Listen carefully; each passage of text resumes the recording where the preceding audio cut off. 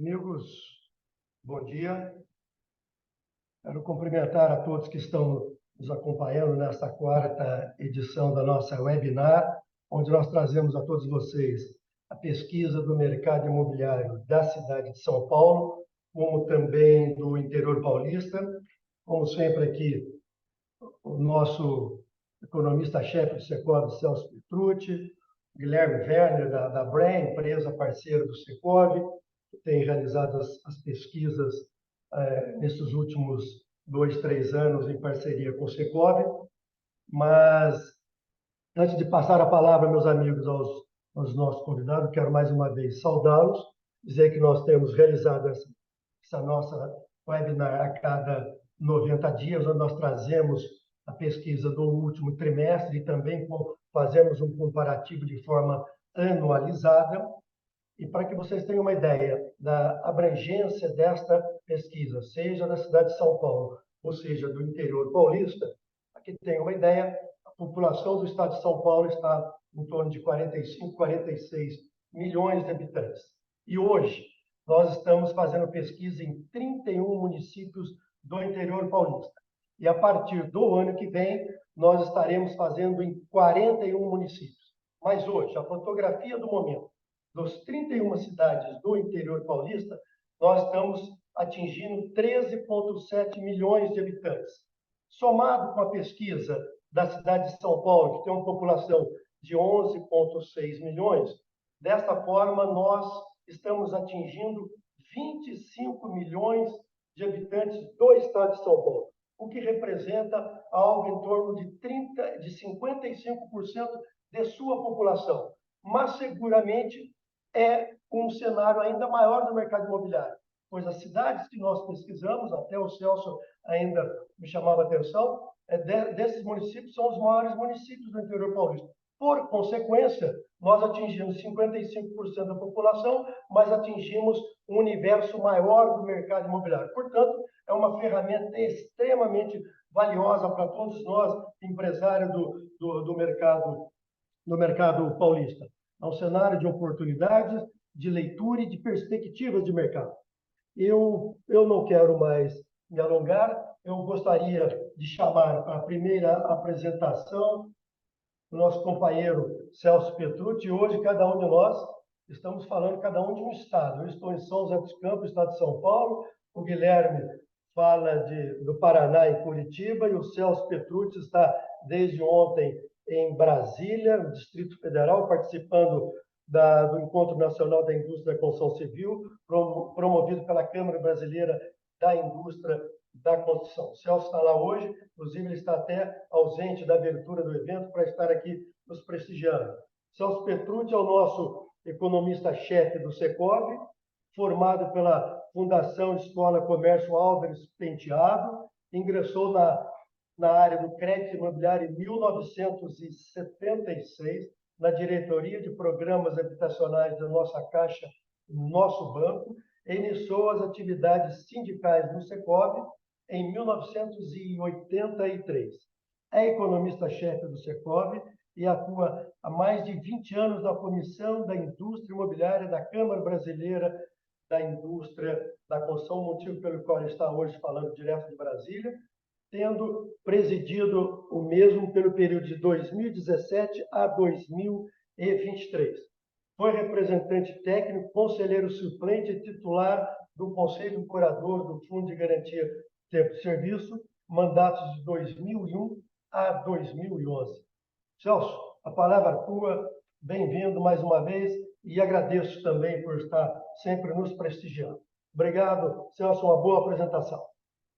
Obrigado, Fred. Um prazer estar aqui com você, com o Guilherme. Um prazer estar com todos aí das nossas regionais, né?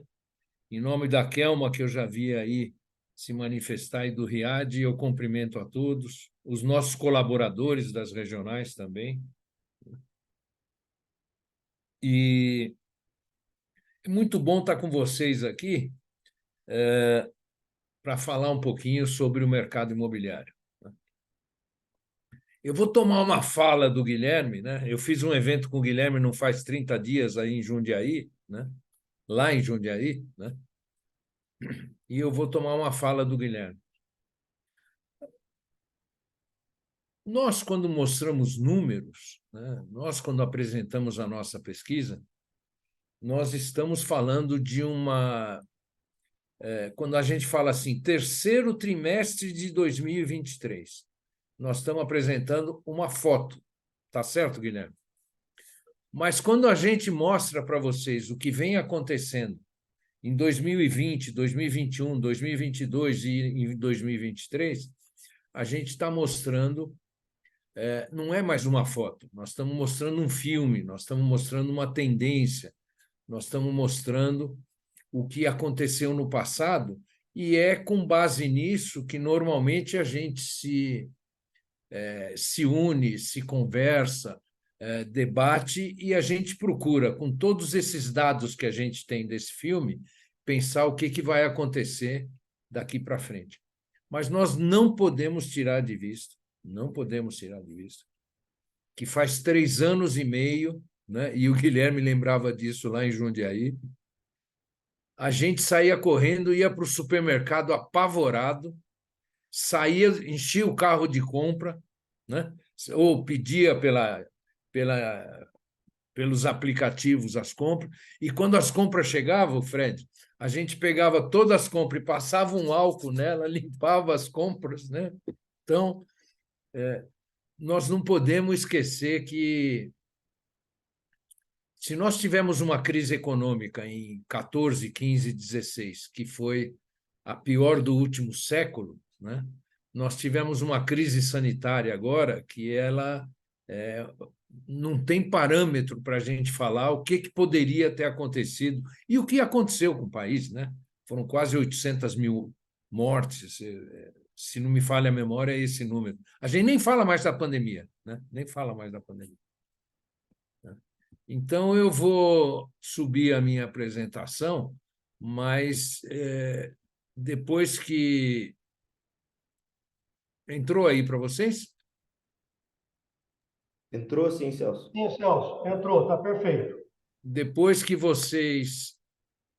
eu tive lá em Jundiaí com o Guilherme, eu estou lembrando a todos, né, que nós temos que agradecer muito, né, até agradecer a Deus pelo nosso segmento não ter sido baqueado, atingido, né, quase acabado, como foi o setor, por exemplo, de turismo, o setor aéreo, né? Nós temos muito para comemorar. A apresentação entrou na primeira, mas agora consegui. Vamos lá, vamos lá. Como disse o Fred, eu estou em Brasília, né? O Guilherme lá em Curitiba, ele em São José dos Campos, né? E a gente vai procurar deixar essa live o mais leve possível, né? É uma live leve, né? Inclusive porque, né, daqui a alguns dias é Natal, depois o Réveillon, a gente tem muito para comemorar aí, né? O país deve crescer esse ano aí. O último boletim Focus 2,8 vai crescer 2,8, 2,9, 3%. Não tem, vamos dizer, também não muda nada esse 0,1 ou 0,2 para cima ou para baixo, né?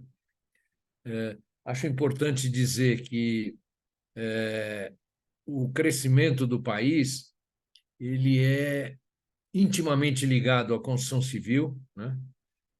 Se vocês perceberem, o Brasil, quando teve o último ano de crescimento chinês aí em 2010, cresceu 7,5%, né? Estou passando o cursor aqui, a construção civil cresceu 13,1%. E quando o país entra numa crise, como entrou aqui na crise de 14, 15, 16, vocês vejam que nós perdemos 1/3 do nosso PIB da construção, né? A gente sente muito mais. Ainda bem que estamos saindo dessa situação, não será uma coisa muito rápida, mas a gente vai continuar recuperando o PIB da construção. Taxa Selic, esse ano a previsão é fechar com 11,75, né? Estimativa do Banco Central. O IPCA, 4,54, e o INCC, depois de todos esses aumentos de INCC aqui durante os anos de 2020 e 2022, né? O que atrapalhou muito, né? Nós tivemos um problema na cadeia produtiva, nós tivemos um problema de logística, nós tivemos um problema de produção de alguns produtos, né? E isso acabou afetando muito a construção civil. E, mais uma vez, eu diria para vocês que a gente saiu, né? Saiu arranhado, saiu machucado, as margens diminuíram, mas nós passamos por mais essa, entre aspas, essa crise aí com o aumento dos insumos. Aqui os índices de confiança da Fundação Getúlio Vargas, que são muito importantes para o nosso setor.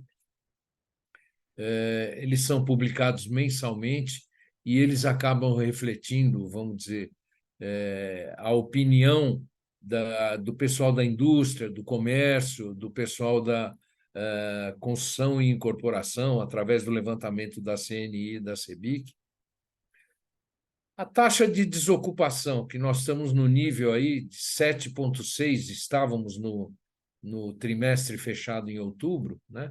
Muito parecido lá com o que estava acontecendo lá em 12, 13, 14, né? Que foram anos que o Brasil atingiu o maior número de empregos, né? E essa desocupação ela só cai, ela não está cedendo, né? Então, nós estamos passando um momento no país que eu diria para vocês assim o seguinte: quem quiser trabalhar, né? Quem quiser trabalhar vai conseguir arranjar emprego, né? Porque uma fase boa para a questão do emprego. Aqui a formação de emprego, desculpa,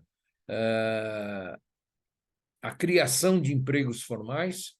No Brasil, esse ano, 1.785.000 nos primeiros 10 meses e 254.000 foram na construção civil. E na construção civil, em torno de 2/3 tem a ver, 60% tem a ver com o mercado imobiliário. Então, o nosso mercado continua sendo um mantenedor de postos de trabalho ou até um criador de novos postos de trabalho, né?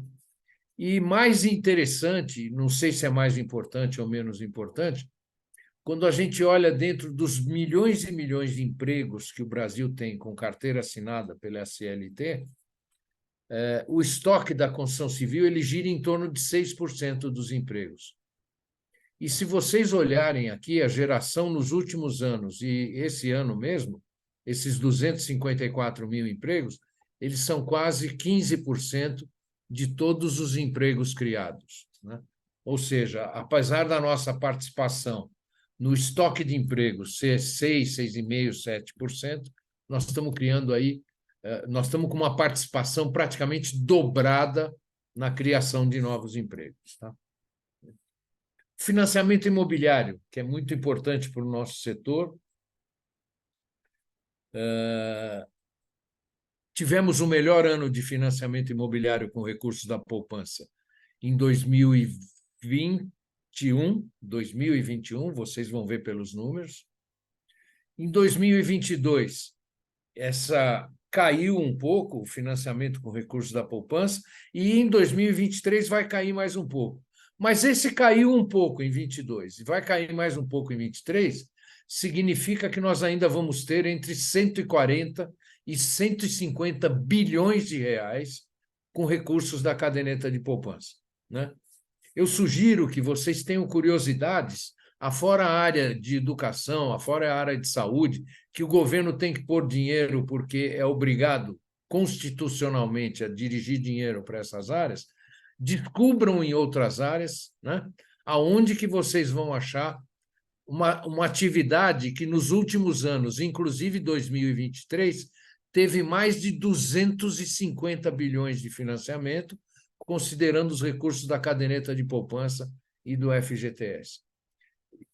Então, nós temos também que, vamos dizer assim, nós temos que dar muito valor, apesar de tudo que está acontecendo com a caderneta de poupança, apesar do que querem fazer com o fundo de garantia, nós temos que dar muito valor para os recursos, apesar do mercado financeiro estar evoluindo muito no nosso setor, a gente tem que dar muito valor para o sistema financeiro de habitação, que é composto pela poupança e pelo fundo de garantia.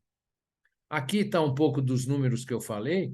Maior ano de financiamento, aqui é só caderneta de poupança, 205 bilhões. O ano passado, 179, e esse ano já tem 125, né? Vai fechar aí, Fred, entre 140 e 150 bilhões. É uma pena, porque quem está mais sofrendo com isso é a construção, não é a aquisição, né? Diferentemente do financiamento total, o melhor ano de planos empresários foi o ano de 2021, né? Vocês vejam que a gente sai aqui de 2017 com financiamento de 9 bilhões e chega em 2021 com financiamento de 40, desculpa, e chega em 2022 com financiamento de 44 bilhões, né? Ou seja, quase 400% a mais, considerando aí um período de 5 anos, né? E esse ano a gente já vai ter uma redução que não vai ser pequena. Nós vamos fechar aí entre o ano de 2020 e 2021 com aproximadamente 35, 36 bilhões para a produção de novos empreendimentos, né?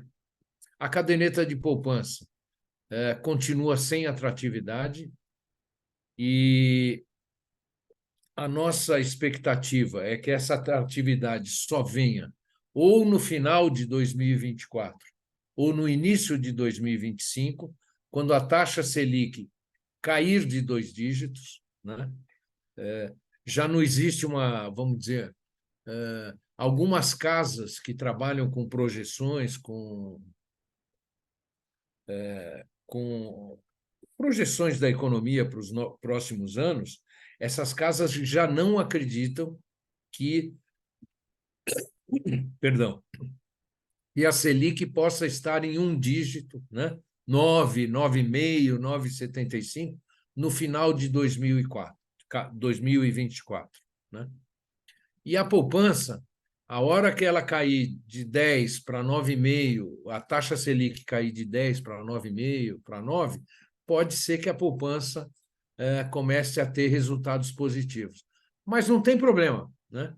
Mesmo com os resultados negativos, né? Diferentemente desses anos aqui, como foi 2020, que ela foi muito exponencializada pelo auxílio emergencial e chegou a ter 800 bilhões de saldo, né? A poupança continua lá com 730 bilhões de saldo, o que para nós, né, nós não teremos anos mais de 225 bilhões de financiamento, Guilherme, mas 140, 150, 100, 130 bilhões é um financiamento que a gente pode contar nos próximos anos. A inadimplência, o valor que o brasileiro dá para a aquisição do seu imóvel é muito importante para nós.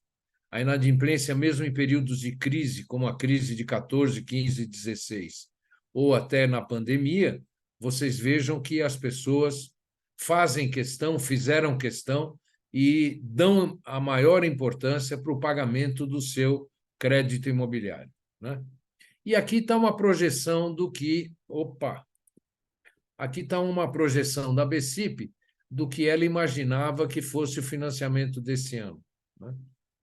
Que deverá ser aqui algo em torno de 240 bilhões. Então, é aqui que eu falei para vocês, olha, né? Que setor que nos últimos anos tem aí, né,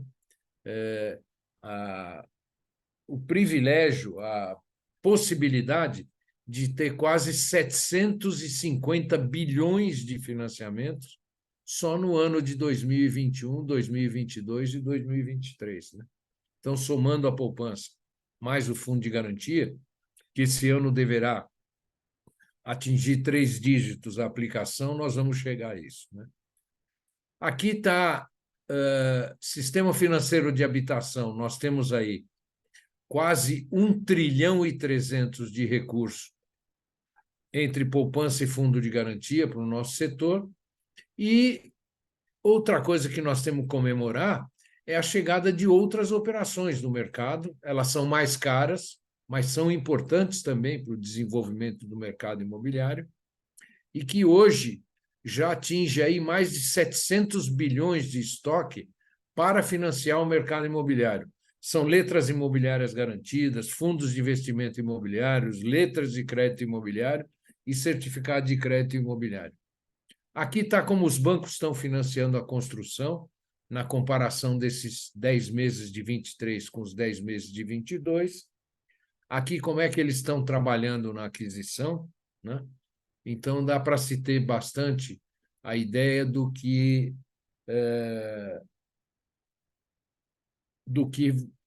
como será o fechamento desse ano do crédito imobiliário. Ô, Guilherme, você vai falar do mercado nacional ou não? Não, acho que está contigo mesmo, Celso. Tá? Não, eu vou mostrar só 3 slides, né?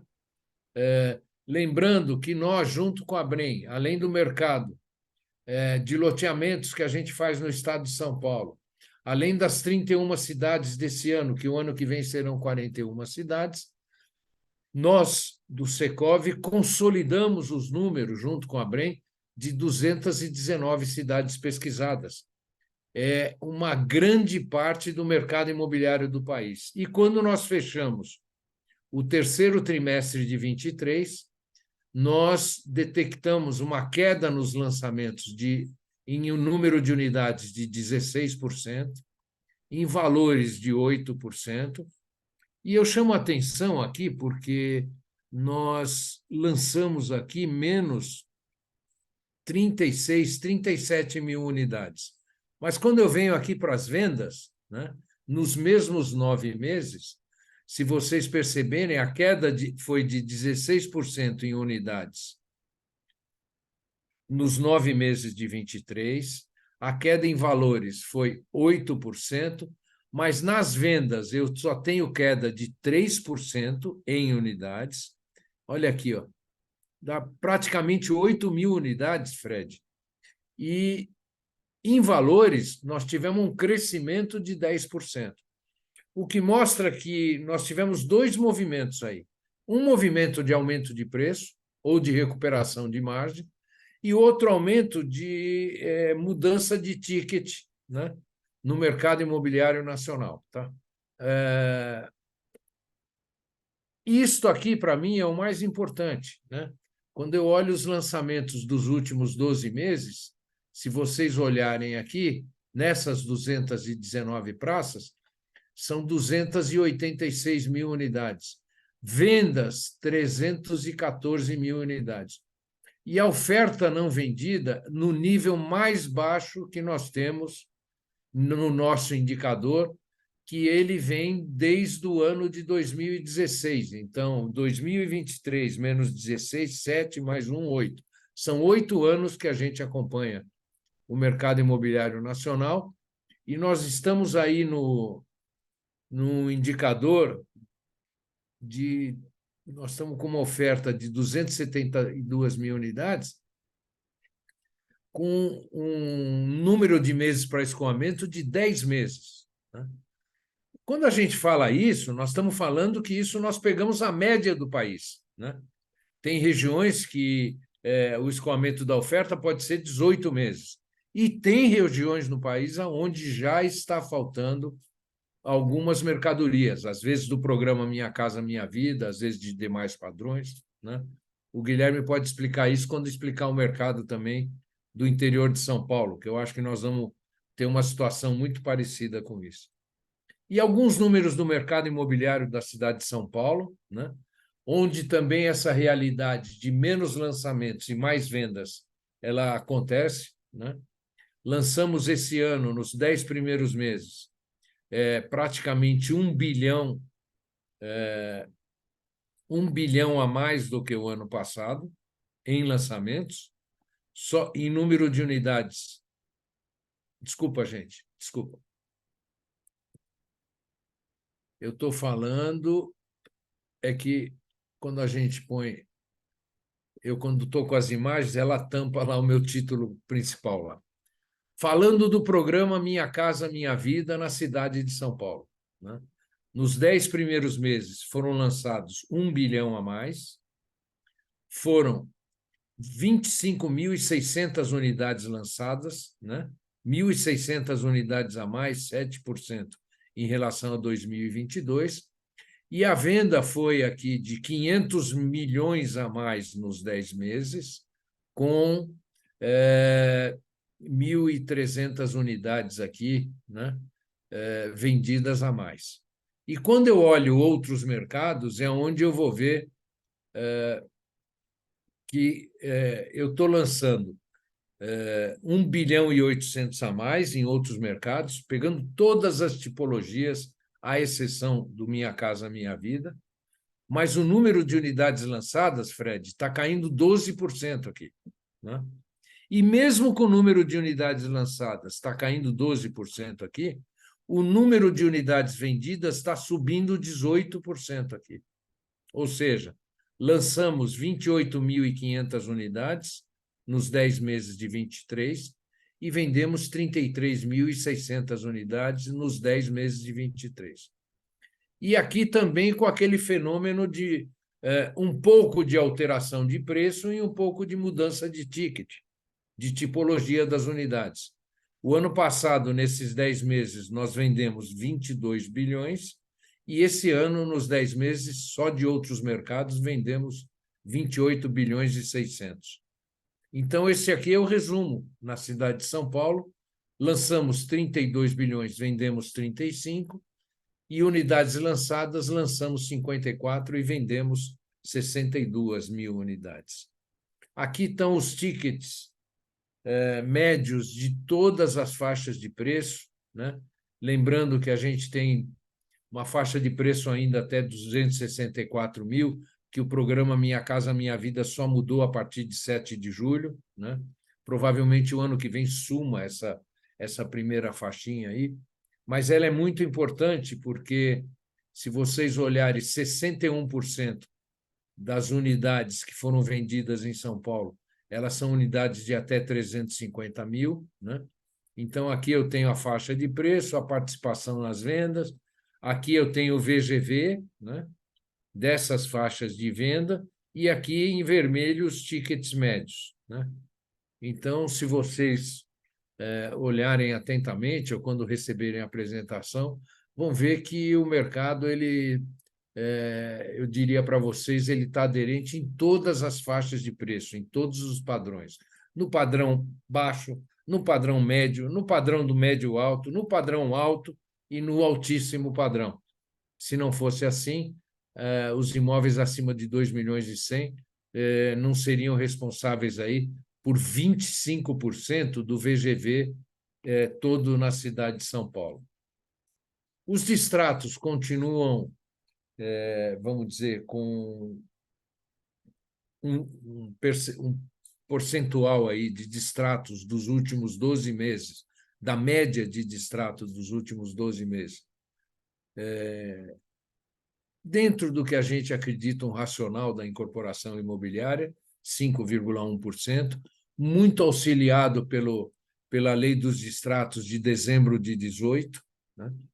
Aqui, a velocidade de vendas ou a venda sobre oferta de outros mercados e dos imóveis do Minha Casa Minha Vida, né? Aqui, a velocidade de vendas por tipologia. Vocês podem ver que o mercado está muito uniforme, assim, ele está muito parecido em todas as tipologias, né? E aqui um fenômeno que está acontecendo no país inteiro, não sei se no interior, eu não lembro desse dado aí, mas o Guilherme vai falar para vocês, né? Nós fechamos dezembro com uma oferta final ou estoque de 70 mil unidades. E passados 10 meses, nós diminuímos esse estoque para 61 mil unidades, né?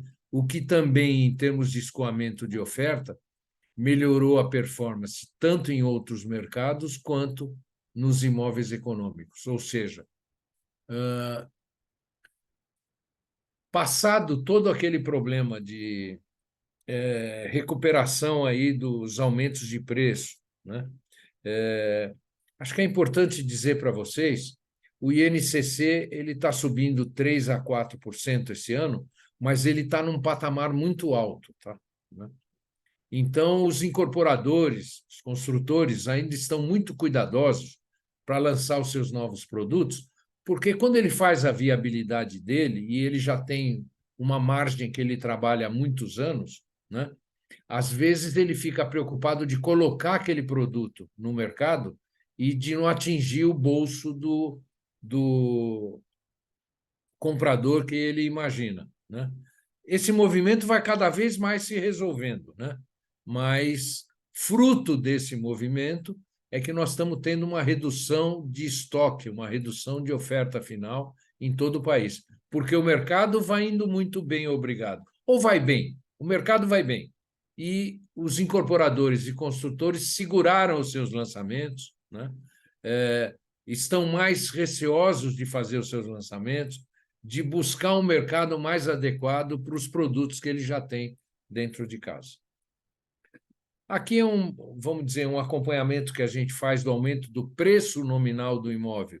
Este aqui é um índice da ABCIP, que é retirado dos laudos de avaliação, e vocês vejam que mesmo nos últimos meses aí, fechados até outubro, nós estamos com um crescimento nominal de preço de imóveis novos e usados de 8,66% na cidade de São Paulo e de 9,23% nessas cidades aqui de todo o país.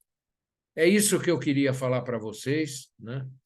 Agora vamos assistir atentamente aí os números que o Guilherme vai apresentar para nós e a gente está aí à disposição para alguma pergunta que possa haver, para os debates que a gente possa fazer logo em seguida. Um grande abraço a todos. Nelson, parabéns. Como sempre, muito claro, interessante os dados que apresentou aqui. Eu fiz algumas anotações. Se nós tivermos tempo ao final dessa webinar, eu vou colocar essas minhas indagações a você. Eu passaria agora para o Guilherme, que é o responsável pelas pesquisas dos 31 municípios do interior de São Paulo, em parceria com o Secov. Guilherme Werner é sócio consultor da Brain, a inteligência estratégica, especialista em planejamento e gestão de negócios, graduado pela Universidade Positiva em Comunicação Social, tem formação complementar e ampla experiência nas áreas de gestão e planejamento estratégico, pesquisa de mercado, incorporação de edifícios e desenvolvimento urbano. Já atuou diretamente em estudos de mercado imobiliário em todos os estados brasileiro, atendendo a mais de 700 clientes do segmento, entre entidades patronais, investidores, incorporadores e desenvolvedores urbanos. A Brain, ela tem essa parceria conosco, 31 cidades pesquisadas no interior. Vamos ampliar esse quadro para 41 cidades no próximo ano. Também o Guilherme desenvolve um trabalho em parceria com a ELO, que é a Associação das Empresas Loteadoras do Estado de São Paulo. Também monitora aí um pouco mais de 80 cidades também no interior de São Paulo, no cenário de loteamentos. E como também tem uma parceria com a Câmara Brasileira, onde ele pesquisa, como o Celso já colocou, mais de 270 municípios no território nacional. É uma empresa com larga experiência, não somente no estado de São Paulo, mas no âmbito nacional.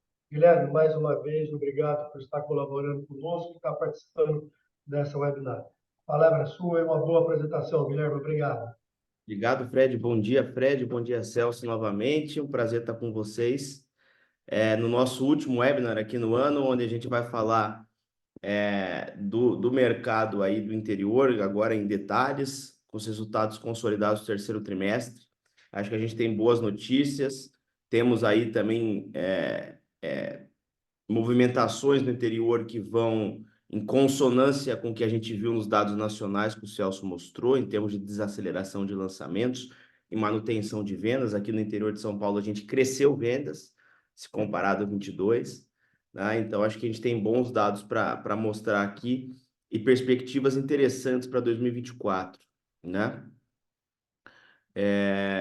Deixa eu... Vocês estão vendo a tela aí, imagino já, né?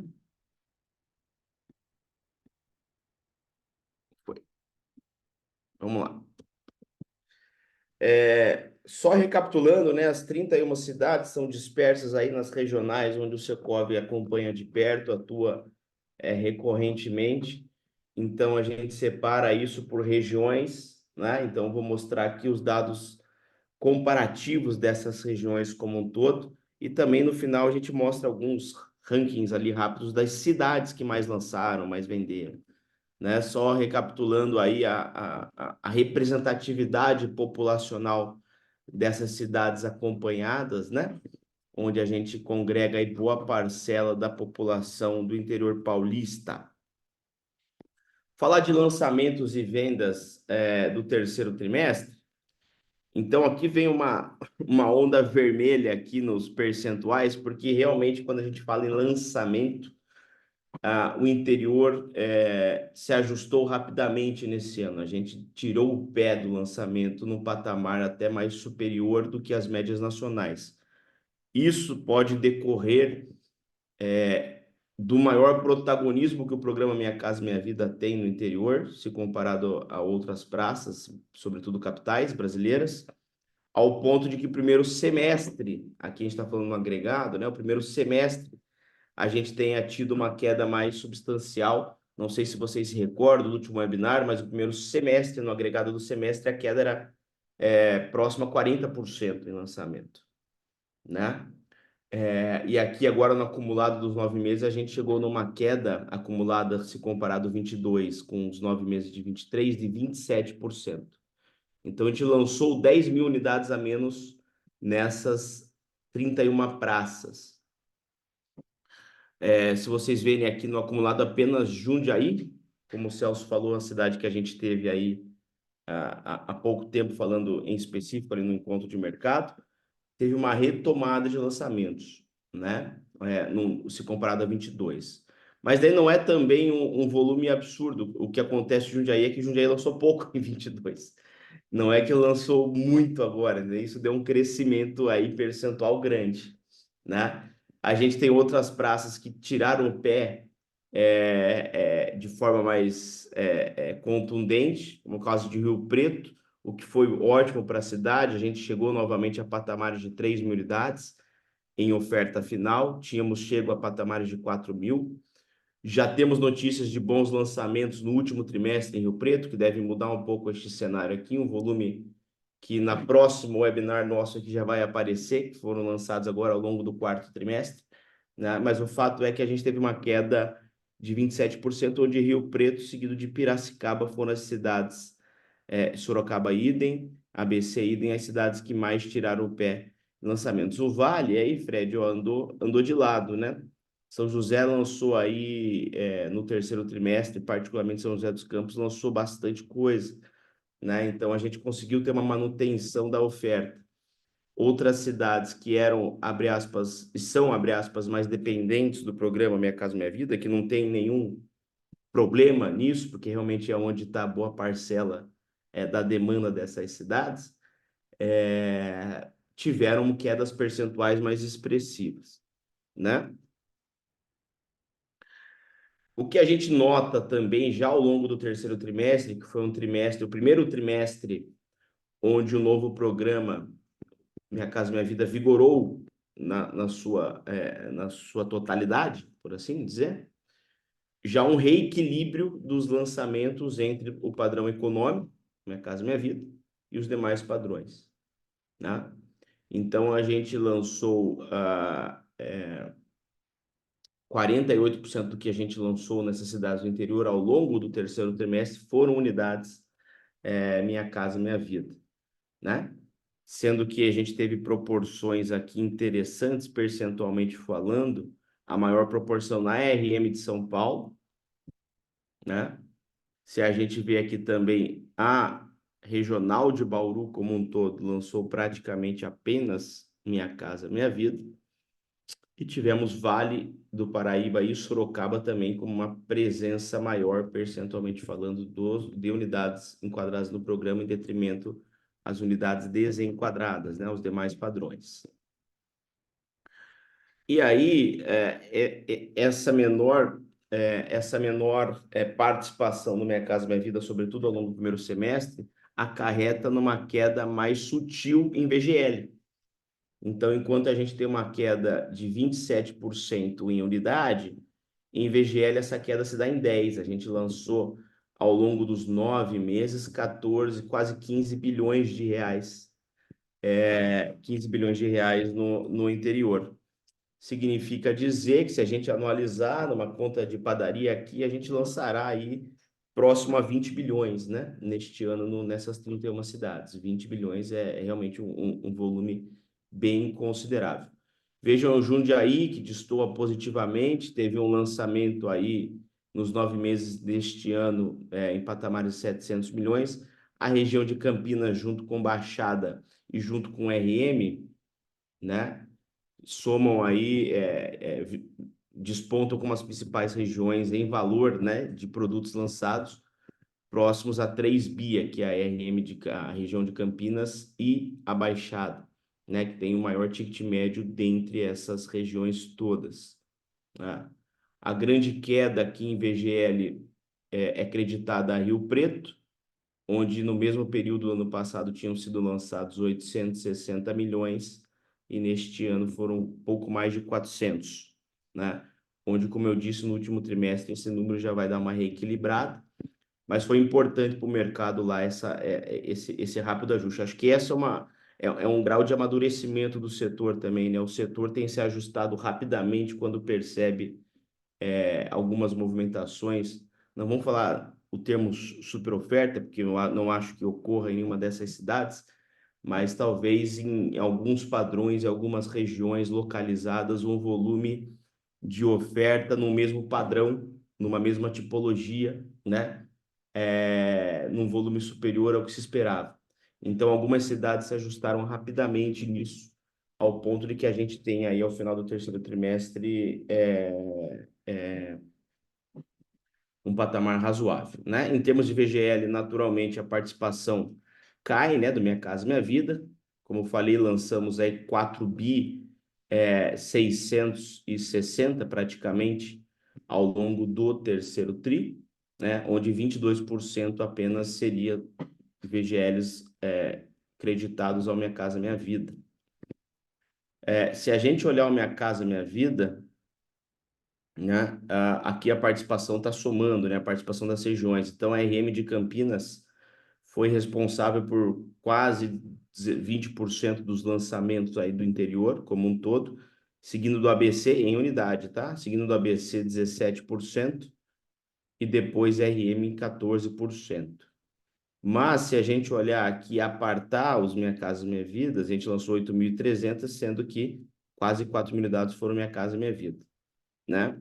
Onde nominalmente a RM foi a região que mais lançou, seguida de Bauru, né? Então, uma regional que em termos de população é menor, por exemplo, que ABC, que RM, de São Paulo, que Campinas, mas que neste trimestre colocou o segundo maior volume de Minha Casa Minha Vida, né? O que é positivo, naturalmente. Tivemos aqui algumas regiões, em Jundiaí, inclusive, discutimos amplamente sobre esse tema, da não possibilidade, haja visto as legislações mais restritivas, de se colocar unidades econômicas na cidade, né? Isso acho que tem que ser algo que a gente tem que repetidamente falar e não deixar cair no esquecimento, que não é necessariamente uma vontade do empreendedor local não lançar. E não necessariamente só os programas federais resolverão esse problema. Isso perpassa por legislação municipal. Então, a gente tem que ir na minúcia da legislação municipal para que o fomento à habitação de interesse social ocorra, né? Em Jundiaí, isso a gente discutiu abertamente no nosso encontro lá como um problema, né? E vamos lá, aqui está a grande boa notícia. A gente cresceu em venda 2%, isso denota a estabilidade, foram um pouco mais de 700 unidades a mais vendidas se comparado ano passado, com um volume de lançamentos quase 30% menor. Então, o saldo do ano, a gente está fechando o ano aqui, ainda que os dados fazem referência ao terceiro tri, a gente está fechando o ano aqui nesse debate, o saldo do ano anterior foi um ano que maciçamente a gente depenou o nosso estoque, né? Então, a gente reduziu substancialmente a oferta final das nossas cidades, haja visto uma queda acentuada de lançamentos e um crescimento de venda, né? Que denota estabilidade, um crescimento de 2%, mas a gente vendeu mais de 10 mil unidades a mais do que a gente lançou. A gente vendeu 10 mil unidades a mais do que foram lançadas ao longo deste ano nessas 31 cidades. Lançamos 29 mil, arredondando, lançamos 29 mil, vendemos 39, tá? Algumas cidades com crescimentos expressivos. A RM, não sei se vocês se recordam, ano passado tinham tido quedas aí mais acentuadas, até é uma região que, pela ascensão, né, do Minha Casa Minha Vida, do HIS, HMP na cidade de São Paulo, por vezes algumas dessas cidades da RM acabam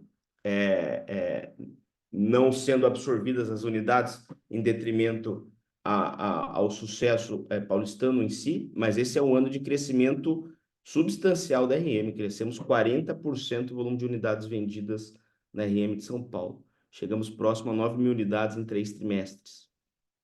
E o Vale aí também, Fred, olha lá, tivemos um crescimento de 30% nas vendas, né? O terceiro TRI em si foi muito positivo, se comparado ao terceiro TRI de 22. Tá? Então, a gente teve um terceiro trimestre em específico muito positivo, e no acumulado do ano, esta, na nossa leitura, é a grande boa notícia. A gente tem uma estabilidade e um leve crescimento em vendas para um delta aí de quase 10 mil unidades a mais de vendas do que lançamentos. Isso nos dá, portanto, eu vou mostrar a oferta final na sequência, mas nos dá um escoamento da oferta no interior muito em linha com o que o Celso mostrou dos dados nacionais. Aqui a gente está no 10,6, a conta que eu fiz aqui rapidamente, em termos de escoamento do estoque do interior. Ou seja, o nosso estoque no interior seria escoado em 10 meses. Tá? Sendo do que a gente vendeu neste trimestre, 39% do que a gente vendeu foram unidades econômicas. Ok? E 61% dos demais padrões, né? Veja que a região de Campinas, ainda que não tenha sido a região que mais lançou econômico neste trimestre, foi a região que mais vendeu. Foram 1.500 unidades vendidas de Minha Casa Minha Vida na região de Campinas, seguida da RM de 1.300, né? Então, mesmo no segmento econômico, a gente tem vendido muito mais do que lançado, tá? E aquelas regiões que pouco tem vendido, o econômico, pouco tem vendido a despeito de uma baixa oferta, como é o caso de Baixada e Jundiaí, né? E aí, isso resulta, o aumento do ticket médio no interior é perceptível nessa tabela, né? Enquanto a gente cresceu 2% em volume de vendas, tá? A gente, em VGV, cresceu 30%, se comparado ao ano passado. 30%. Foram 18,4 bilhões de reais vendidos em 9 meses, tá? Eu vou retornar para vocês verem o quanto a gente lançou. A gente lançou 14,9. A gente vendeu 18,4, tá? Então, realmente, a gente está com um crescimento, e esse dado é muito interessante, um crescimento de 30% no valor geral de vendas das unidades verticais nestas cidades residenciais, né? Se a gente vê a RM também, foi um ano esplêndido para a RM, foi um crescimento de 67%. A gente vê produtos aí de alto padrão, de luxo, etc. Alguns padrões aí interessantíssimos da RM de São Paulo sendo bem vendidos, né? O ABC caminhou numa estabilidade, única cidade que em valor teve queda, que nos 9 meses do ano passado vendeu 760 e nesses 9 meses agora vendeu 577, foi Rio Preto. Lembrando que daí Rio Preto e a região de Rio Preto também tem como o Fred falou, a gente acompanha o mercado de loteamentos, é uma cidade que desponta, é uma região que desponta muito bem também no parcelamento solo. Então, isso também a gente tem que colocar nessa conta aqui, né? Lembrando que a cidade, salvo engano, posso estar errado aqui, Celso, mas salvo engano, a cidade do estado de São Paulo que mais cresceu foi Badi, no censo, né? Foi Badi-Baci que está lindeira Rio Preto, e tem hoje abarcado produtos de excelentes padrões, né? Não é aquela questão assim, um contexto já quase que metropolitano, de que só lotes populares são lá feitos, né? Então, você tem bons condomínios de casas, bons loteamentos fechados ou condomínios de lotes sendo feitos em Badim. Então, foi a cidade que mais cresceu. Então, e novamente reiterando, o quarto trimestre deve dar uma mudada aqui, porque a gente teve lançamentos bem-sucedidos lá, tá? E no mais, todas as regiões em VGV tiveram crescimentos interessantíssimos, né? Sendo que em vendas das 14.400 unidades que a gente vendeu, 40% são Minha Casa Minha Vida, como eu disse. Então, Bauru, por exemplo, lançou lá, com a gente viu, 750 unidades, mais ou menos, vendeu 850. Campinas lançou próximo a 900, vendeu 1.500. Então, todas as cidades aí venderam muito mais unidades econômicas do que conseguiram colocar no mercado, né? Isso a gente tem que entender como um ponto de aceleração que o nosso mercado tem que ter ao longo de 24, né? Uma capacidade produtiva de colocar mais unidades econômicas nas praças aí, porque realmente os estoques estão secando. Chegamos ao final do terceiro trimestre, portanto, com inventário, por assim dizer, inventariados, 1.411 empreendimentos com venda ativa nessas cidades todas, nessas 31 cidades, né? Sendo que a RM tem aí a boa parcela desses empreendimentos. Esses 1.400 empreendimentos com vendas ativas, isso aqui é ciclo primário. Sempre nos perguntam, né, desde quando é acompanhado? Isso aqui é ciclo primário, gente. Então, assim, independente de quando lançou, esse produto tem unidade com venda ativa direto do incorporador. É isso que está nessa base, ciclo primário, tá? Esses 1.400 empreendimentos trouxeram mais de 200 mil unidades, restando à venda 47 mil. Vendemos 39 mil em 9 meses. Se a gente olhar essa nossa oferta final, portanto, o nosso estoque seria dissipado em 10 meses, pouco mais de 10 meses. Tá?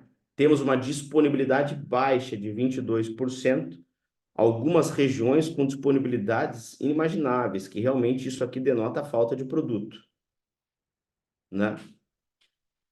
Então, esses percentuais abaixo de 20%, a gente já tem que olhar com certa cautela no que tange a disponibilidade de produto. Se a gente der algum zoom em alguma região para alguma tipologia, seguramente está faltando produto, né? Não temos nenhuma região com disponibilidades superiores a 30%, que é o que nos acenderia aqui luzes amarelas, né? Como eu disse, Rio Preto, por exemplo, já equilibrou a sua oferta final em patamares de 3.000 unidades, que é o que tem sido uma toada e comumente visto nos últimos anos em Rio Preto.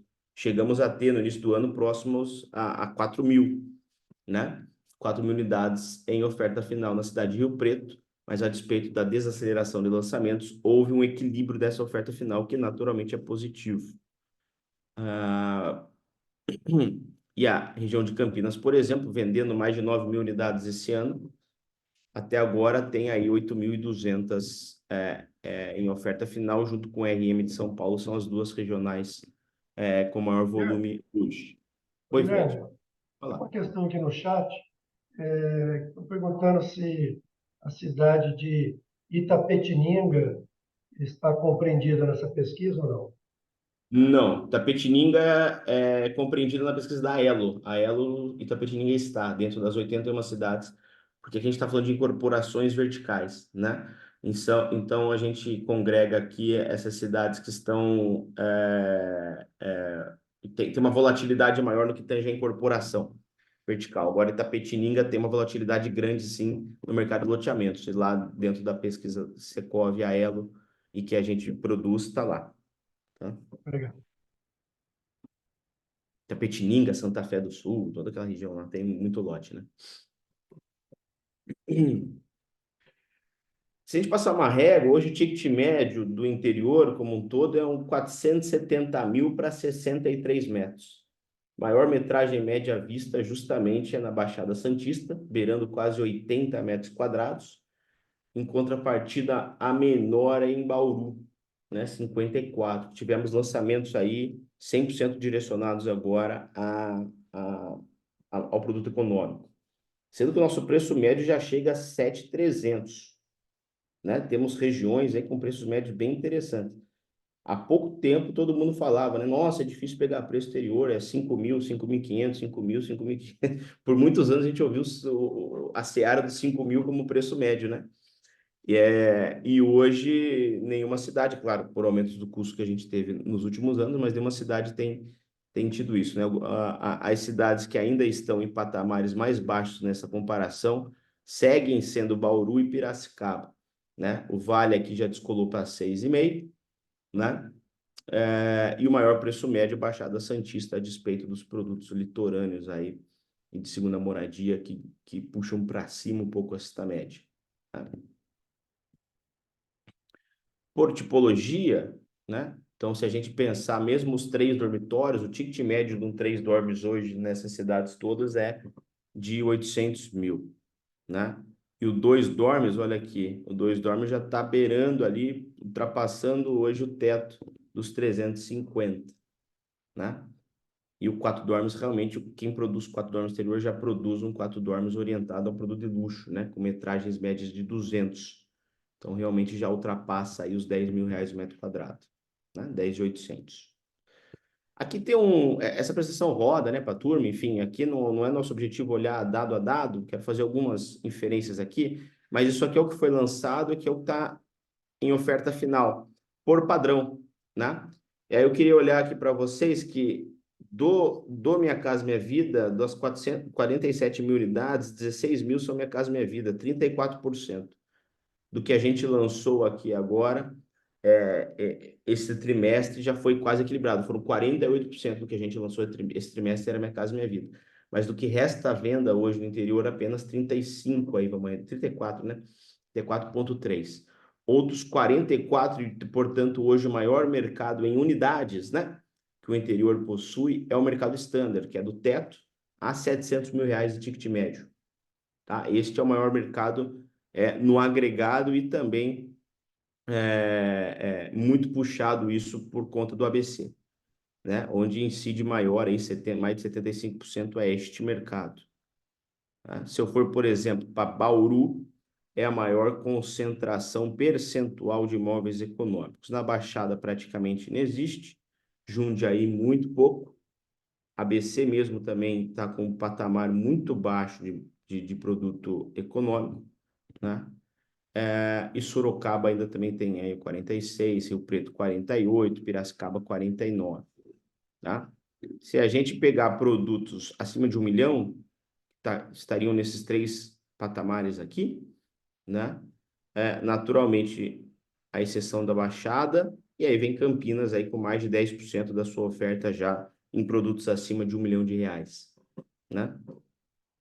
Novamente, se a gente pegar o luxo aqui, ó, já são quase 400 apartamentos à venda na região de Campinas entre 1,5 milhão e 3 milhões. É só rodar o Cambuí, Nova Campinas, que você vai achar rapidamente essas 300 e poucas unidades aqui, né?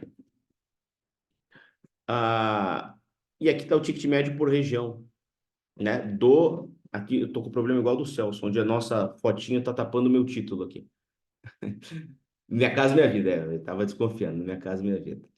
Então, aqui é o ticket médio especificamente do Minha Casa Minha Vida, onde Jundiaí, olha aqui, já está quase batendo no teto, que realmente o volume é muito baixo, né? Uma metragem média de 61. Aqui fica claro aquilo que a gente debateu o mês passado lá, pelas necessidades das metragens mínimas dos cômodos, etc., onde você não consegue produzir metragens inferiores, né? E aí é a conscientização dos entes públicos de entender que o desumano não é morar em, como a gente falou lá, em 44, 45. O desumano é morar empilhado de forma irregular, sem água e esgoto. Isso é o desumano. Mas, enfim, esse é outro papo. Tá lá, Jundiaí hoje, 61 metros, a metragem média de quem está conseguindo encaixar e está encaixando já à luz do novo programa, senão não estava encaixando. Ticket médio do interior do econômico hoje é de 240 mil para 5 mil reais de metro quadrado. Médio, uma metragem média de 47. A menor metragem média incide mesmo no grande ABC, que já pega um pouco o repuxo paulistano, por assim dizer. Está com seus 42 metros de metragem média no econômico. Todas as demais regiões já figuram entre 44, 45, 47, né? Metragens médias superiores ao que a gente vê na cidade de São Paulo no econômico e nos outros grandes centros urbanos. Só para finalizar, que a oferta lançada, deixo aqui na oferta final. Então, dentro do composto das 47 mil unidades, por região, RM de São Paulo tem 10.100 unidades, não preocupa, então a maior concentração do nosso estoque do interior não preocupa, está na RM de São Paulo. Por que não preocupa? Porque a gente vendeu em 9 meses 9 mil unidades, né? Então é estoque para menos de um ano também, naquela região onde detém 21% da oferta final do interior como um todo. Campinas vendeu mais de 9 mil unidades, tem 8.200, né? Sorocaba também vende próximo ao que tem aqui, então nenhuma cidade dessa nos preocupa em termos de escoamento de estoque, tá? Em termos de VGL, né? Aqui está separado só em Minha Casa Minha Vida e demais padrões, e aqui o agregado, tá? Então, a gente tem aí o ABC como quem mais colocou, né, ao longo aí desta base, colocou quase 1 bi aí dos 4,6 lançados esse trimestre, foi o ABC, tá? O maior ticket médio ainda está na Baixada, seguido de Jundiaí, Baixada com 48% acima da média, está em 469, e o menor ticket médio é hoje a região de Bauru, com seus 344 metros, 344 mil reais, perdão, para 54 metros. Tá? E aqui só uns highlights do último trimestre. Cidade que mais lançou no último trimestre foi Sorocaba, lançou mais de 1.000 unidades, seguida de São José, aí, viu, Fred? São José dos Campos lançou quase 1.000 unidades no terceiro tri. Teve lançamentos grandes, realmente, né? Imponentes aí. Lançou mais que Campinas, por exemplo. Né? Tivemos algumas cidades que acabaram não lançando. Tá? Aqui estão as 31 cidades aí, para quem perguntou aí no chat, né? Aqui estão dispostas em detalhe as 31 mapeadas, como lá no início também estava disposto, né? Em termos de VGV, em VGL, né? Campinas lançou 608 milhões, Sorocaba 500 milhões, né? Para 1.000 unidades. Tá? Santo André e São Bernardo, olha o ABC figurando aí nos top 5 aqui, né? Em vendas, Campinas foi a cidade que mais vendeu, vendeu próximo a 1 bilhão no terceiro tri. Fenômeno, né? Vender quase 1 bilhão aí em um trimestre. A cidade de Campinas, aqui a gente está falando nível cidade, tá? Santo André vendeu quase 600 milhões, tiveram lançamentos que realmente eu acompanhei aí mais de perto, que derreteram aí dentro do próprio mês, né? Com velocidades muito interessantes. Jundiaí, ó, vendendo 500 milhões no trimestre. Também vimos lá no nosso encontro alguns empresários da cidade falando realmente de sucessos ali, com velocidades grandes. E a gente tem visto isso, a gente tem visto produtos muito bem encaixados. Talvez não como a gente viu em 21 e 22, onde tudo se vendeu muito, numa velocidade muito acima da média. Produtos bons, produtos ruins, prumadas boas, prumadas ruins, andares bons, andares ruins, plantas boas, plantas ruins. E agora, realmente, a gente tem visto, de forma não homogênea, mas excelentes performances. Bons produtos, bem ancorados, bem desenvolvidos, com preço bem encaixado, bem estudado, num cenário competitivo bom, tem tido boas performances. Em diferentes cidades aqui do interior, posso nominar alguns cases que tiveram nesse último trimestre, ou nesse último semestre, por assim dizer, velocidades de vendas daquilo que a gente estava vendo na pandemia, de um final de semana, de uma semana, de um mês, né? Então, realmente, a gente tem tido bons produtos, não de forma homogênea como a gente teve em 21, como eu disse, ou em 22, onde tudo vendeu. Então, agora, realmente, a gente deve entrar num momento de peneira, onde a gente tem que ter uma capacidade de desenvolver produtos muito mais assertivos.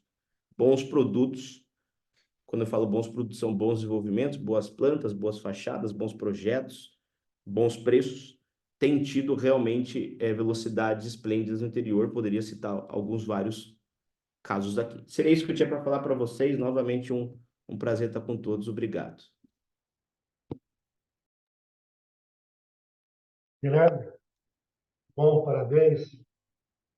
Bem animadores os dados para o interior de São Paulo. Eu tenho uma questão aqui no chat que eu já gostaria de atender a quem nos questiona.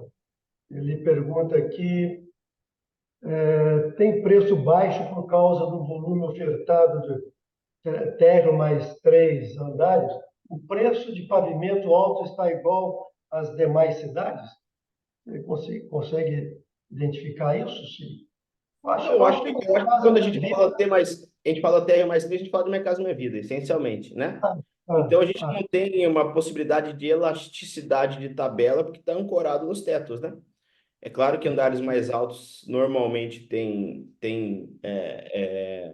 capacidade de tickets melhores, mas quando a gente fala isso, a gente está falando do bolso da pessoa e ancorado no teto.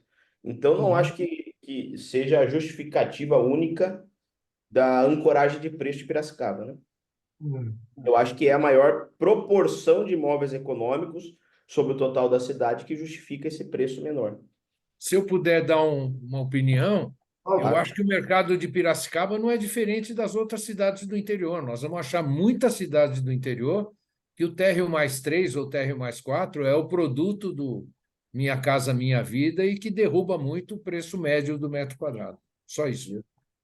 Tende a subir. Agora, com o novo teto do Minha Casa Minha Vida, 350 mil, será que vai mudar esse patamar? O que vocês entenderam, Guilherme, Celso? O preço? É o preço, porque agora o teto saiu de Fred, 230 e foi o a preço 350, O né? preço é uma, vamos dizer, se ele subir só porque mudou o limite, houve um Uhum. erro na política de aumentar o limite, tá? É, é. Porque o governo e o conselho curador não pode ser indutor de aumento de preço, mas é o seguinte, vai depender de caber no bolso do comprador, né? Uhum. É Uhum. lógico que um incorporador, um construtor que fez uma viabilidade há um ano atrás e ia Uhum. vender o produto, a média estava em 260, né? Do Minha Casa Minha Vida, Isso. Um em pouquinho torno menos. disso. É. Pode Uhum. ser que ele não consiga sair pelos 260 e tenha que sair por 275. O que vai depender é dele ser competente de fazer uma tabela, né? E de colocar aquela tabela dentro do bolso dos seus adquirentes, né? O que dita o preço do imóvel, você sabe disso, além de ser a localização, além de ser o produto, é o bolso do comprador. Quer dizer, não adianta.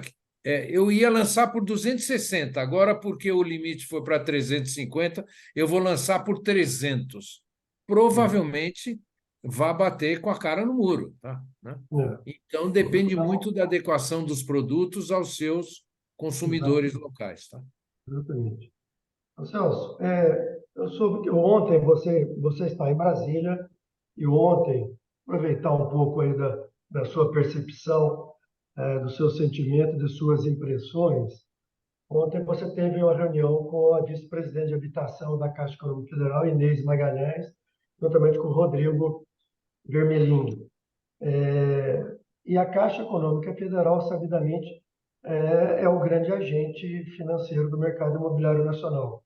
Tanto é que o estoque de financiamento hoje está na ordem de 700 bilhões e o interior de São Paulo responde por algo em torno de 160 bilhões, ou seja, em torno de 25% dessa carteira da Caixa Econômica Federal.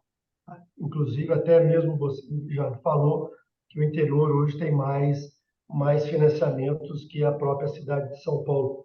Você ouviu alguma coisa interessante, alguma perspectiva da direção executiva da Caixa Econômica Federal para novos financiamentos, ano de 2024? Você traz algum alento, alguma expectativa? Olha, o que eu posso falar para vocês é que na reunião que a CEBIC teve ontem aqui, nós tivemos aqui na Comissão da Indústria Imobiliária, Comissão de Habitação de Interesse Social, com a Inês e com o Rodrigo, e isso o Guilherme vai entender bem, o que eles falaram foi o seguinte: outubro, novembro e dezembro, né, nós vamos assinar praticamente todo o restante de orçamento do Fundo de Garantia do Tempo de Serviço. Ou seja, esse ano, depois de alguns anos, né, a utilização dos recursos alocados pelo Fundo de Garantia e que cresceram durante o ano deverão ser totalmente utilizados. Ela fala numa contratação acima de 500 mil unidades, mas aí a gente tem que levar em consideração que as 500 mil unidades não são do Minha Casa Minha Vida, são do segmento habitação do Fundo de Garantia. Tem pró-moradia, tem uma série de operações, né, dentro desses mais de 500 mil unidades. E a expectativa do ano que vem é muito boa, porque nós temos um orçamento já aprovado com 107 bilhões de reais para a área de habitação e mais 10 bilhões, ou melhor, 9 bilhões 950 milhões de subsídios, ou, como a gente chama no Fundo de Garantia, de descontos. Né? Eu fiz ontem o que eu vou fazer aqui, só tem um alerta que eu acho que tem que ficar no nosso radar. Nós temos duas coisas acontecendo em relação ao fundo de garantia que são muito importantes e que as duas afetarão negativamente o fundo de garantia.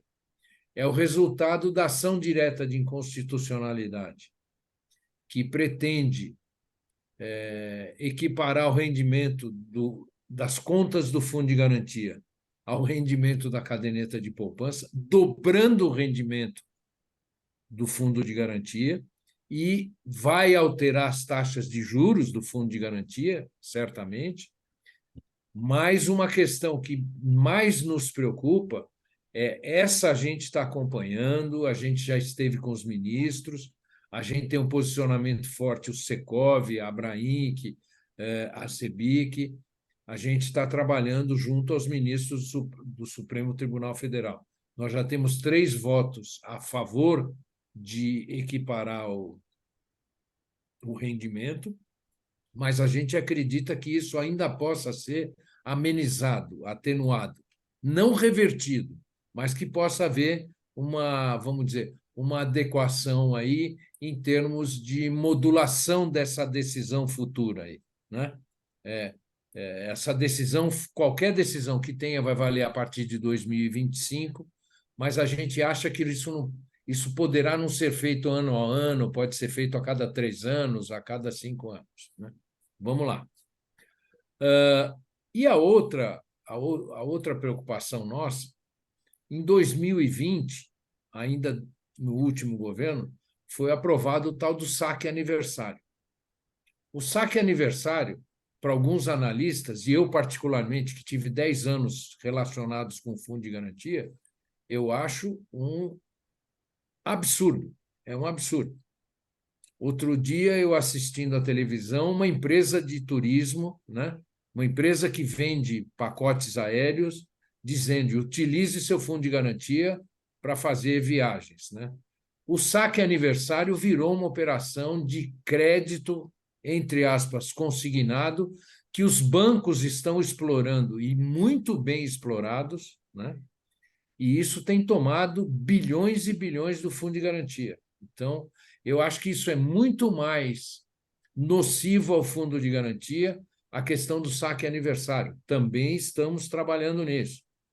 E o ministro Marinho estava com uma ideia que ela afetaria os futuros orçamentos do fundo de garantia. Qual era a ideia dele? De 2020 até agora, já foram milhões de operações de saque aniversário. Todo mundo que foi demitido nesse período não teve direito a sacar o saldo do fundo de garantia, porque é assim que está na regulamentação. Ele aventou a hipótese de liberar o dinheiro para todos esses demitidos aí desde 2020, tá? O que seria mais uma sangria no patrimônio líquido, nas disponibilidades do fundo de garantia.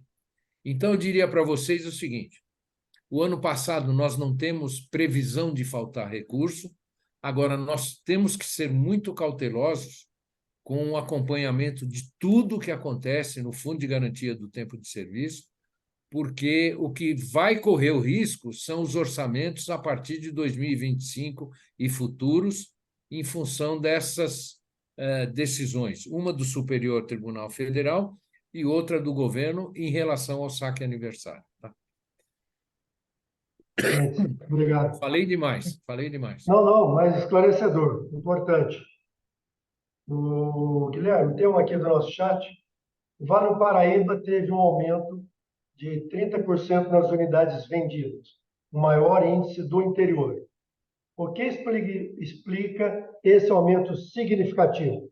Havia uma demanda reprimida ou algum segmento é que teve um desempenho fora da curva?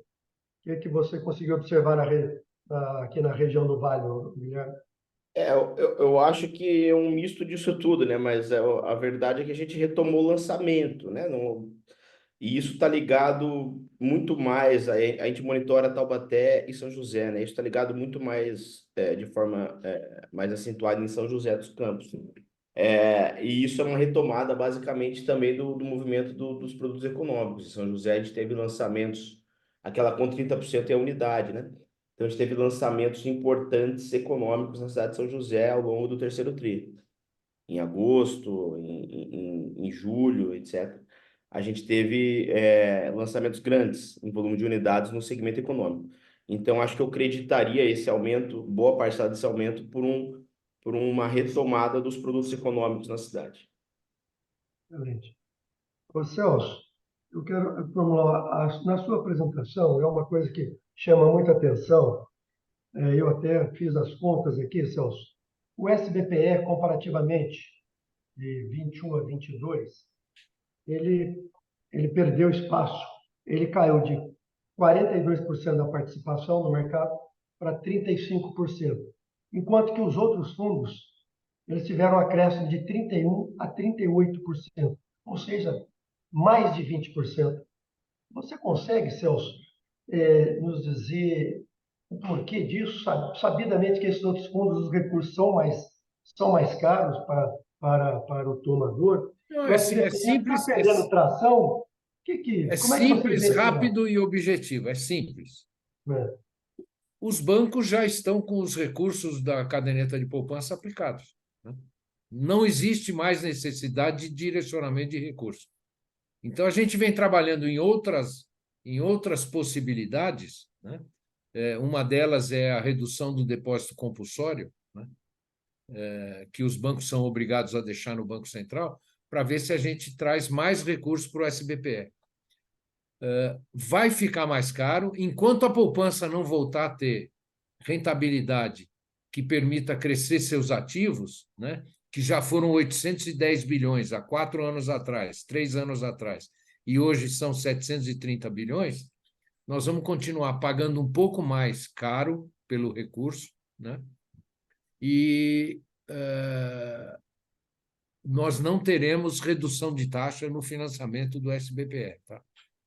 E vou falar uma coisa que não é muito boa para os nossos ouvidos. Nós temos que lutar para que o SBPE ele seja direcionado principalmente para o nosso cliente. Tá? Porque, por um incorporador, pagar 1 ou 2 ou 3 pontos percentuais a mais na produção, que ela é só 25, 30, 35% do seu VGV, o efeito é muito menor do que o comprador final pagar 1 ponto, 2 pontos, 3 pontos a mais ao ano na taxa de juros. Então, Fred, a minha impressão é que os recursos do SBPE, como eles não têm previsão de crescer até 2025, eles devam e poderão ser carreados para tentar uma taxa de juros mais atrativa para o cliente final. Tá? E vocês ou nós vamos pagar um pouquinho mais caro para produzir. Tá? Muito bom. Gente, nós já estamos caminhando para o final, mas eu gostaria de deixar uma questão para vocês dois, para que vocês pudessem explorar. E a semana passada, né, Celso Guilherme, nós tivemos um evento no Secop, junto com a FIABS.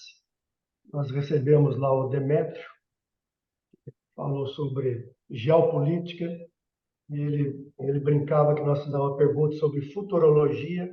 Ele disse que ele era muito bom para discutir futurologia daquilo que já aconteceu, né?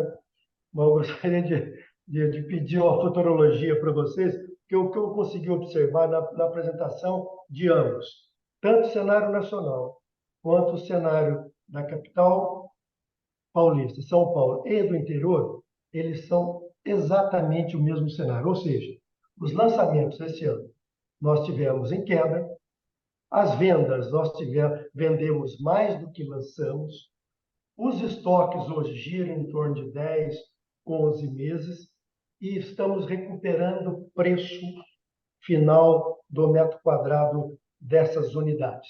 Isso é o cenário nacional, capital e interior. Celso e Guilherme, como é que vocês veem isso para 2024? Questão de estoque, recuperação de preço de produtos, lançamentos. O mercado vai se comportar como esse ano ou vocês veem uma mudança significativa? Considerando, e isso o Celso sempre fala em nossas reuniões executivas no Secov, no começo do ano, mudança de política, governo federal, nós imaginávamos um cenário assim bastante preocupante para o setor e parece-me que essas mudanças todas passaram à margem do nosso setor. Como é que vocês conseguem enxergar aí o ano de 24 nesse cenário do mercado imobiliário? Celso? Eu vou ser curto e grosso, já me despedindo de vocês. Tá? Eu acho que vai ser um ano muito parecido com 2023, tanto em número de unidades lançadas no país quanto em número de unidades vendidas. Muito parecido, eu quero dizer, pode ser 5% para mais, 5% para menos, tanto num quanto no outro. Agora, o cenário poderá ser mais favorável, não porque o país vai crescer mais o ano que vem em relação a esse ano, né? Mas porque nós teremos algumas quedas ainda da taxa Selic e isso vai mexendo com a confiança do comprador. Tá? Então, repetindo, um mercado muito parecido, tanto em lançamentos quanto em vendas, tanto no interior do estado quanto nacionalmente e até na cidade de São Paulo. E eu agradeço muito a atenção de vocês e é um prazer fazer esse tipo de evento com vocês aí, que até eu saio aprendendo cada vez mais quando fico olhando os números individualmente aí das cidades. Muito obrigado, gente. Obrigado. Guilherme? Eu acho que vou na mesma linha do Celso, né? Por mais que às vezes a gente tente achar motivos, mas a gente não tem motivos para acreditar que 2024 vai ser pior do que 23. Não acho. E a gente tenta, por vezes, né? Então, assim, eu acho que, a despeito de uma retomada do Minha Casa Minha Vida, e vamos falar um pouco do interior como um todo, isso acho que deve mexer positivamente com o cenário do interior. Então, muita gente desengavetando projetos, produzindo novamente, no ciclo de aprovação, acho que isso vai respingar e vai surtir um efeito melhor ao longo de 24. E o cenário econômico que afeta diretamente esse comprador, quando a gente fala de rendimento médio das famílias brasileiras voltando, inflação no cenário de arrefecimento e uma estabilidade, e várias regiões se encaminhando para o pleno emprego, eu acho que isso dá uma garantia mais perene aí de uma estabilidade de demanda para 24. Seria isso que eu apostaria. E só fazendo um jabazinho, né, Celso? Quinta-feira tem um evento Secov Brain aí também para falar um pouco de perspectiva de 24. O Marcos vai fazer contigo e com o Eli, final do dia, eu acho que quinta-feira, né? Quinta-feira, final do dia, para falar de 24 para a cidade de São Paulo. Quinta-feira, às 16 horas. Né? Isso. Muito obrigado pelo jabá, eu esqueci de fazer. Um abraço a todos. Fred, um abraço. Só posso, finalizando aqui, dizendo que o nosso próximo encontro será no mês de fevereiro, onde nós divulgaremos o último trimestre de 23. Os senhores serão previamente informados e esta apresentação de hoje, elas estarão no portal do Secov, www.secov.com.br, a partir do dia 18 de dezembro. Agradeço enormemente Celso, Petrucci, Guilherme, Werner, e em especial a vocês que ficaram conosco até o término desse nosso evento. Muito obrigado e tenham todos um excelente ano. Obrigado, Alexandre, Valeu. Lucimara, Simone. Tchau, tchau, tchau, tchau. Obrigado, gente. Obrigado, Alexandre. Obrigado, Lucimar.